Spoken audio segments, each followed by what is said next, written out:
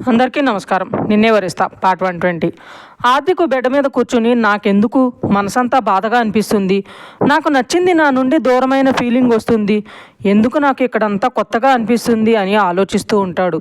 సుధగారు వచ్చి, నాన్న ఆది పడుకుని రెస్ట్ తీసుకోకుండా ఇలా కూర్చున్నావే అంటారు జ్యూస్ గ్లాసు చేతికిస్తూ.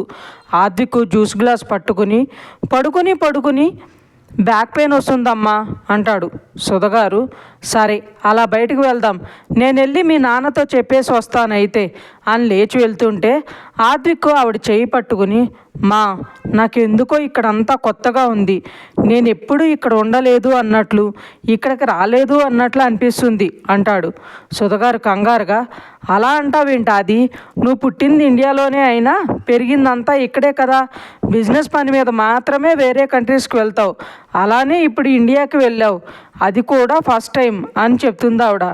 ఆద్విక్ ఆలోచిస్తూ, అవునా అని, మరి నాకెందుకు ఇలా అనిపిస్తుంది, ఐఎమ్ మిస్సింగ్ సమ్వన్ మా అంటాడు. సుధగారు ఆ మాటకి నవ్వి ఆద్విక్ పక్కన కూర్చుని తన చెయ్యి పట్టుకుని, నాకు తెలుసు నాన్న, నువ్వు మిస్ అవుతున్న వాళ్ళు రేపు మార్నింగ్ వచ్చేస్తారు అని చెప్తుంది. ఎవరమ్మా అంటాడు ఆద్విక్. సుధగారు, రేపు చూస్తావుగా నీకే అర్థమవుతుంది అంటారు. ఆద్విక్ మనసులో ఎవరై ఉంటారు అని ఆలోచిస్తుంటే సుధగారు, ఆది ముందు జ్యూస్ తాగు, నువ్వు త్వరగా రికవర్ అవ్వాలంటే డైట్ ఫాలో అవ్వాలి అంటూ ట్యాబ్లెట్ ఇస్తారు. ఆద్విక్ సరే అని జ్యూస్ తాగాక ట్యాబ్లెట్ వేసుకుని, అమ్మ నాకు తలంతా బరువుగా ఉంది, రేపు వెళ్దాం బయటికి అంటాడు.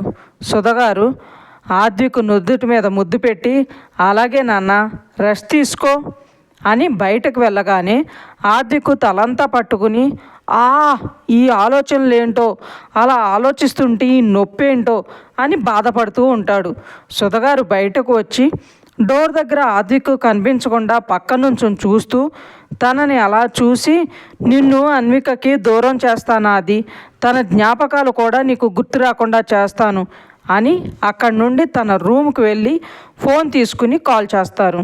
అవతల వాళ్ళు కాల్ లిఫ్ట్ చేయగానే సుధగారు, మన గురించి ఎవరికీ తెలియలేదు కదా అని అడుగుతారు. అతను, లేదు మేడం అని చాలా ట్రై చేస్తున్నారు, బట్ కనుక్కోలేకున్నారు, అసలు ఏం జరిగిందో కూడా వాళ్ళకి అర్థం కావడం లేదు, మీరు కంట్రీ దాటి వెళ్ళిపోయారు కాబట్టి ఇక భయపడక్కర్లేదు అని చెప్తాడు. సుధగారు వెంటనే, వాళ్ళకి ఏ మాత్రం క్లూ దొరికినా నాకు చెప్పండి, ఎందుకైనా మంచిది, మన జాగ్రత్తలో మనం ఉండాలి కదా అంటారు. అతను, అలాగే మేడం అని కాల్ పెట్టేస్తాడు. శ్రీకర్ గారు అక్కడికి వచ్చి, ఏమైంది సుధా అని అడుగుతారు. ఆది అన్విక గురించి ఆలోచిస్తున్నాడు, తను ఆలోచిస్తుంది ఎవరినో తెలియకపోయినా చాలా మిస్ అవుతున్నాడు తనని అని అంటారు సుధగారు బాధగా. శ్రీకర్ గారు సుధగారి భుజం చుట్టూ చెయ్యేసి, అలా అంటావేంటి సుధా, ఎంతైనా తను ఆది భార్య, తనని పిచ్చిగా ప్రేమించిన అమ్మాయి, తనని అడుగడుగునా కాపాడుకుంటూ వచ్చిన అమ్మాయి, తనని ఇష్టపడని ఆదిని కూడా మొండితనంతో తన ప్రేమతో గెలుచుకుని తనకి దగ్గరయ్యింది. అంత ప్రేమను పొందినవాడు అంత ఈజీగా ఎలా తనని మర్చిపోతాడు, మనిషి గుర్తులేదేమో కానీ మనసుంటుంది కదా, అది ప్రేమించిన వాళ్ళని ఎప్పటికీ దూరం చెయ్యదు అంటారు. సుధగారు వెంటనే, ఆ ప్రేమను దూరం చేయటానికి రేపు నిరుపమ వస్తుంది అని చెప్తారు. శ్రీకర్ గారు, ఎందుకు సుధా ఇలా చేస్తున్నావు, ప్రేమ విలువ తెలిసిన వాళ్ళే ప్రేమను విడదీస్తుంటే ఏం చెప్పాలో నాకు అర్థం కావడం లేదు అంటారు. నేను ఏం చేసినా ఆది కోసమే చేస్తున్నానండి, నా మీద ఏ మాత్రం ప్రేమ ఉన్నా నన్ను ఆపే ప్రయత్నం మాత్రం చెయ్యకండి ప్లీజ్ అంటారు సుధగారు. నీకు నేను అడ్డు చెప్పను సుధా, కానీ నువ్వే ఒకసారి బాగా ఆలోచించు, నువ్వేం చేసినా అందులో ఒక అమ్మాయి జీవితం ముడిపడిందని మర్చిపోకు అంటారు శ్రీకర్ గారు. సుధగారు శ్రీకర్ గారి గుండెల మీద తలవాల్చి, తనకి వాళ్ళ నాన్న ఉన్నాడండి, తన కోసం ఏమైనా చేస్తాడు, అలాంటప్పుడు ఆది ఉన్నా లేకున్నా పెద్ద తేడా ఉండదు అంటారు. శ్రీకర్ గారు వెంటనే, అలా ఎలా అనుకుంటున్నావు సుధా?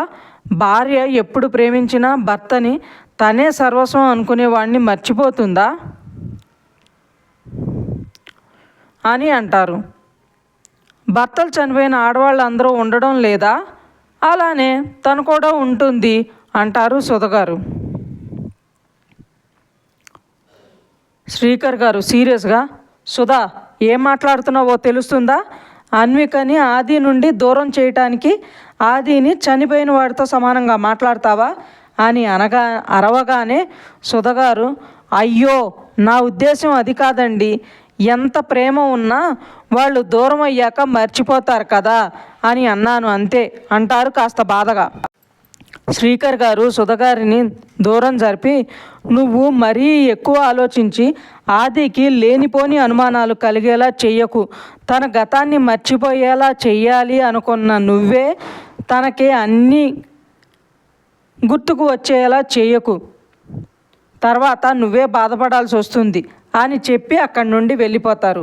సుధగారు, లేదండి, ఏది ఏమైనా సరే అన్వికని ఆది జీవితం నుండి శాశ్వతంగా దూరం చేస్తాను. వాళ్ళు ఆది గురించి తెలుసుకునే లోపే తనకి నిరుపమతో పెళ్లి చేసేస్తాను అనుకుని వేరే వాళ్ళకి కాల్ చేస్తారు. నిరుపమ ఎక్కడున్నావు అని అడుగుతారు సుధగారు. అత్తయ్య ఇవాళ స్టార్ట్ అవుతున్నా, రేపు మార్నింగ్ 7కి అక్కడ ఉంటా అని చెప్తుంది నిరుపమ. నువ్వు ఎంత త్వరగా వస్తే అంత మేలు నిరుపమ అంటారు ఆవిడ. నిరుపమ అలాగే అత్తయ్య అని కాల్ పెట్టేస్తుంది. సుధగారు అన్విక గురించి ఆది గురించి ఆలోచిస్తూ అలానే 1 గంటకి పడుకుని నిద్రపోతారు. శ్రీకర్ గారు వచ్చి సుధగారు నిద్రపోవడం చూసి తనని సరిగా పడుకోబెట్టి ఆవిడ తల నిమురుతూ, నువ్వు ఇంత స్ట్రెస్ తీసుకోవటం నాకు నచ్చడం లేదు సుధా. అలానే ఆది గురించి ఆలోచిస్తూ తన ప్రేమను దూరం చేయడమే కాకుండా ఇంకొక అమ్మాయిని తన జీవితంలోకి తీసుకొస్తున్నావు అనుకుంటారు. మన్విత శ్రీనికతో కలిసి షాపింగ్ చేసి ఇంటికొచ్చి అన్నీ సర్దుకుంటూ ఉంటే శ్రీనిక తనకి హెల్ప్ చేస్తూ, అమలు ఇప్పుడైనా వేదుని అర్థం చేసుకుని తనతో బాగుండ్రా, వేదు చాలా మంచివాడు, తనకి కోపం వచ్చేలా ఏదీ చేయకు అని చెప్తుంది. మన్విక నవ్వి, అలాగే అక్క అని వేదుని నేను ప్రేమించటం మొదలుపెట్టాక తన గురించి చాలా తెలుసుకున్నాను. అలాంటి వాడు నన్ను ప్రాణంలా ప్రేమించటం, పెళ్లి చేసుకోవటం ఇప్పటికీ కలలానే ఉంది తెలుసా అంటుంది. శ్రీనిక కూడా నవ్వి మన్విత తల మీద మొట్టి, కళ అనుకుని కలో నిజమో అని తెలుసుకునే ప్రాసెస్లో వేదు ప్రేమకి దూరం కాకు. నువ్వు పోగొట్టుకున్న నమ్మకాన్ని, తన ప్రేమని నువ్వు మళ్ళీ సాధించుకోవాలి అంటుండగానే శివాంశు అక్కడికి వస్తాడు. శివాంశు రావగానే మన్విత లేచి తన దగ్గరకు వెళ్ళి, ఇప్పటి వరకు మీతో సరిగా మాట్లాడే అవకాశమే రాలేదు, అందుకే ఇప్పుడు చెప్తున్నా, సారీ బావగారు, మీ మీద కోపంతో మీరు ప్రేమించిన అక్కని దూరం చేయాలి అనుకున్నాను. వేదు ప్రేమని అర్థం చేసుకోలేక తనని పెళ్లి చేసుకుని మీకు అందరినీ దూరం చేయాలి అనుకున్నాను. కానీ మీరు మాత్రం నా లైఫ్ గురించి ఆలోచించి నాకు మంచే చేస్తున్నారు అంటుంది కన్నీళ్లు పెట్టుకుని. శివాంశు మన్విత కన్నీళ్లు తుడిచి తన భుజం చుట్టూ చెయ్యేసి, అయిపోయిన వాటి గురించి ఎందుకు బాధపడటం మన్వి, ఇప్పుడు నువ్వు ఆలోచించాల్సింది కేవలం మా వేదు గురించే. వాడి గురించి నీకు తెలుసు, వాడు అందరినీ నమ్మేస్తాడు, ఎవరికైనా ఎలాంటి సిచ్యువేషన్ అయినా ముందు వెనక చూడకుండా హెల్ప్ చేసేస్తాడు, నిజమో అబద్ధమో తెలుసుకునే ప్రయత్నం కూడా చేయడు. మా వేదికి నువ్వే కరెక్టరా, కాబట్టి వాడికి తోడుగా ఉంటూ వాడిని కాపాడుకో, ఎందుకంటే వాడికి లేడీస్ ఫాలోయింగ్ చాలా ఎక్కువ అంటాడు నవ్వుతూ.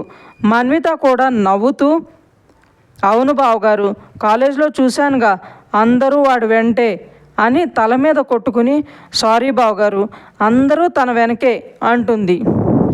శివాంశు నవ్వి, నువ్వు వాడిని ఎలా అయినా పిలుచుకో, ప్రాబ్లం లేదు,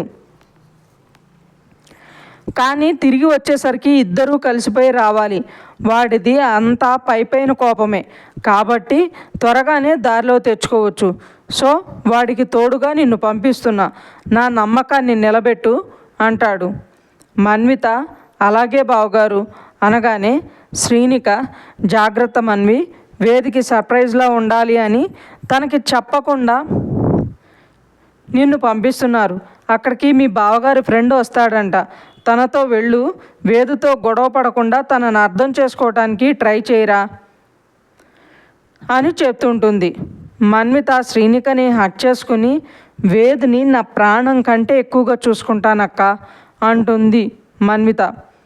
శ్రీనిక మన్విత తల మీద ముద్దు పెట్టి, రెస్ట్ తీసుకో, మళ్ళీ రేపు ప్రయాణం కదా అని చెప్తుంటే శివాంశు శ్రీనిక చెయ్యి పట్టుకుని పక్కకు లాగి, చెప్పిందే చెప్పి తనని విసిగించకు జాను, పదా అంటాడు. మన్విత నవ్వి, మా అక్కతో టైం స్పెండ్ చేయాలని డైరెక్ట్గా చెప్పొచ్చు కదా బావగారు, దానికి ఇలా నన్ను అడ్డం పెట్టుకుని మా అక్కని అరవడం దేనికి అంటుంది. శివాంశు నవ్వి, అందరూ నిన్ను తెలివైన దానివి అంటుంటే ఏమో అనుకున్నా, నా దగ్గరే నీ తెలివితేటలు అన్నీ చూపిస్తున్నావుగా, నా దగ్గర వద్దు కానీ నీ వేద దగ్గర చూపించు అని శ్రీనికని బయటకు తీసుకువెళ్ళిపోతాడు. శ్రీనిక బయటకు రాగానే, ఏంటి శివ్ ఇది, నువ్వు ఇలా లాక్కుని వస్తే తను ఏమనుకుంటుంది చెప్పు అంటుంది. ఏమనుకుంటుంది జాను, అయినా తనకి తెలీదా ఏంటి మన గురించి అంటూ తనని వాళ్ళ రూమ్కి తీసుకువెళ్తాడు. శ్రీనిక తల కొట్టుకుని, అందరికీ తెలుసు కదా అని ఇలా ఓపెన్గా మాట్లాడతారా అంటుంది. శివాంశు నవ్వుతూ, కొన్నిసార్లు ఇలా ఓపెన్గా ఉంటేనే కొన్ని పనులు జరుగుతాయి అంటూ శ్రీనికకి దగ్గరగా వస్తుంటే శ్రీనిక చెయ్యడ్డు పెట్టి, మీ వేషాలు స్టార్ట్ చేశారా అంటుంది. శివాంశు శ్రీనిక అడ్డుపెట్టిన చెయ్యి పట్టుకుని తన దగ్గరకు లాక్కుని, నీకు దగ్గరగా వస్తే చాలు, నా మనసు వయసు రెండు ఆగనంటున్నాయి అంటాడు. శ్రీనిక, నాకు మాట ఇచ్చారు అంటుంది మూతి ముడుస్తూ. శివాంశు, అందుకని ఇలాంటి చిన్న చిన్న సరసాలు కూడా లేవంటే ఎలా జాను, పో అని అక్కడి నుండి అలిగినట్లు వెళ్తుంటే శ్రీనిక శివాంశు షర్టు పట్టుకుని వెనక్కి లాగి నవ్వుతూ శివాంశు మొహాన్ని కొంచెం కిందకి వంచి దగ్గరకు తీసుకుని పెదవుల మీద ముద్దు పెడుతుంది. శివాంష్కి మనసులో ఆనందంగా ఉంటే శ్రీనిక పెదవులకు తన పెదవుల్ని జత చేసి చిన్నగా తన పెదవిని కొరుకుతాడు. శ్రీనిక శివాంష్ను వదిలి చిరుకోపంగా, ఏ ముద్దు ముచ్చట లేదు అని ఫీల్ అవుతున్నావు కదా అని నాకై నేను దగ్గరకు వస్తుంటే ఇలా నేనా కొరికేది అంటుంది. శివాంశు నవ్వుతూ, లవ్ బైట్స్ ఉంటే బాగుంటుంది జాను, ఫస్ట్ నైట్ రోజు ఇలాంటివి చాలానే ఉంటాయి కాబట్టి ఈ ఎక్స్పీరియన్సెస్ని అలవాటు అవుతాయి అంటాడు. నువ్వు ఇలా ఉంటావని అస్సలు ఎక్స్పెక్ట్ చేయలేదు శివ్ అంటుంది శ్రీనిక. శివాంశు నవ్వుతూ, ఎలా అంటే ఎలా అంటాడు కళ్ళెగరేస్తూ. ఇంత రొమాంటిక్గా, ఇంత వైలెంట్గా అంటుంది. శివాంశు చిరుకోపంగా, ఓయ్ వైలెంట్ ఏంటి, ప్రేమతో పెట్టేదాన్ని ఎంజాయ్ చేయాలి కానీ ఇలా నిందలు వేయకూడదు అంటాడు. ఓ అవునా, సరే ఎంజాయ్ చేయి మరి అంటూ టక్కున శివాంశు పెదవిని పట్టుకుని చిన్నగా కొరుకుతుంది శ్రీనిక. శివాంశు శ్రీనిక నడుం చుట్టూ చేతులేసి, చాలా హ్యాపీగా ఉంది జాను, నువ్వు నేను ఇలా ఒకటవుతామని అనుకోలేదు, మన మధ్య ఉన్న ప్రేమే ఇలా మనల్ని దగ్గర చేసింది, ఈ ప్రేమని మరింత బలంగా ముడివేసుకునేలా చేద్దాం అంటాడు. శివ్, నాకు ఒక ఐడియా వచ్చింది చెప్పనా అంటుంది శ్రీనిక. చెప్పు జాను అంటాడు శివాంశు. మనం ఎలాగో ఒకరినొకరం చూసుకోకుండా లవ్ చేసుకున్నాం, అందరిలా పార్కులు, సినిమాలు, టూర్స్ అంటూ మనం ఎక్కడికి వెళ్ళలేదు కదా, మనం మళ్ళీ పెళ్లి చేసుకునే వరకు అలా మనం లవ్ బర్డ్స్లా ఉంటే అంటుంది. వేదు చతుర ఇద్దరూ కలిపి యూకేకి రీచ్ అవుతారు. వేదు, థ్యాంక్ యూ చతుర, నీ వల్లనే నేను సేవ్ అయ్యాను, నీ మీద చాలా చిరాకు పడ్డాను, ఏమీ అనుకోకు అంటాడు. థ్యాంక్స్ వద్దు కానీ నీ ఫోన్ నీకు కొనిచ్చేస్తాను, తీసుకోండి వేదాంశ్ గారు. లేదంటే నా మైండ్ చుట్టూ అది తప్ప ఇంకొకటి తిరగదు. నాకు ఎవరిదైనా వస్తువుని పోగొడితే అది మళ్ళీ తిరిగిచ్చే వరకు మనశ్శాంతి ఉండదండి. ఎయిర్పోర్ట్లో కూడా అందుకే మిమ్మల్ని సతాయించాను అంటుంది చిత్ర. వేద్ నవ్వి, ఇట్స్ ఓకే చిత్ర, అయినా ఇప్పటికిప్పుడు అంత మనీ ఇవ్వలేవు కదా అంటాడు. చిత్ర డల్గా, అది నిజమే, అని ఒక పని చేద్దాం, మన ఇద్దరం ఫ్రెండ్స్గా ఉందాం, మీ మనీ అరేంజ్ అయిన వెంటనే మీకు కొత్త ఫోన్ కొనిచ్చేస్తాను అంటుంది. వేద్ నవ్వి, నీలో ఇంకా చిన్నపిల్లల మెంటాలిటీ పోలేదు చిత్ర అంటాడు. చిత్ర, మా డాడ్ కూడా అదే అంటారు. అందరూ నా తింగరతనాన్ని చూసి నవ్వుకుంటారు. కనీసం నువ్వైనా అర్థం చేసుకున్నావు, థ్యాంక్స్ అని. సారీ, మీరైనా అర్థం చేసుకున్నారు అంటుంది. మీరు అనక్కర్లేదు చిత్ర, కాల్ మీ వేద్ అంటాడు. చిత్ర ఓకే వేద్ అని తన నెంబరు ఒక పేపర్లో రాసి తనకిస్తుంది. వేద్ కూడా తన నెంబర్ రాసి తనకిచ్చి, ఇద్దరే ఇక్కడే ఉంటున్నాం కాబట్టి నీకు ఏ హెల్ప్ కావాలన్నా కాల్ చెయ్యి, నాకు ఇక్కడంతా తెలుసు, నేను హెల్ప్ చేస్తాను అంటాడు. చిత్ర ఆనందంగా, అవునా, థ్యాంక్స్ వేద్, నాకు ఇప్పుడు రిలాక్స్గా ఉంది అంటుండగానే వేద్ కోసం కార్ వస్తుంది. ఇంకా ఉంది ఫ్రెండ్స్. మీకు ఈ స్టోరీ నచ్చినట్లయితే లైక్ చేయండి, సబ్స్క్రైబ్ చేయండి. ఇంతలా ఆదరిస్తున్నందుకు థ్యాంక్ యూ సో మచ్.